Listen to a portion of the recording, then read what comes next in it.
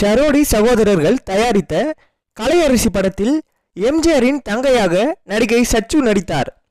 அவரை வலுக்கட்டாயமாக அழைத்துச் சென்று ஒரு கானா பாடல் விடுதியில் டான்ஸ் ஆடும்படி நான் வற்புறுத்துவேன். எனக்கு தாதா வேடம். தொடர்ந்து சச்சு ஆட மறுப்பார். சவுக்கால் அவரை அடிக்க வேண்டும். அப்போது எம்ஜிஆர் அங்கு வந்து என்னுடன் சண்டை போட்டு என்னை உதைத்து துரத்தி தன் தங்கையை காப்பாற்றுவார். அந்த காட்சிகள் பின்னர் படமாக்கப்பட்டன.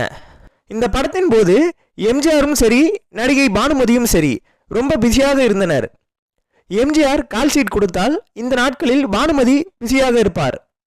பானுமதி கால் ஷீட் கொடுத்தால் அப்போது எம்ஜிஆருக்கு வேறு படங்களில் கமிட்மெண்ட் இருக்கும். இதனால் படப்பிடிப்பு தள்ளிக்கொண்டே போனது. படம் ஆரம்பித்து 1 வருடம் ஆனது. ஷரோடி சகோதரர்களுக்கு பாதி படம் முடித்துவிட்டு பிறகு மேலும் தொடர்ந்து படத்தை முடிக்க கையில் பணம் இல்லை. ஊருக்கு சென்று பணத்தை புரட்ட பிளான் போட்டனர். அதுவும் முடியவில்லை. வேறு வழியின்றி படத்தை பாதியிலேயே விட்டுவிடலாம் என்ற நிலைக்கு வந்தனர். தயாரிப்பாளரை கூப்பிட்டு அனுப்பினார் எம்ஜிஆர். மீதி படத்தை எடுத்து முடிக்க வேண்டிய பணத்தை தன் சொந்த செலவில் தான் தருவதாக ஒப்புக்கொண்டார். அதே போல எம்ஜிஆரின் பணத்தில் படம் எடுத்து முடிக்கப்பட்டது.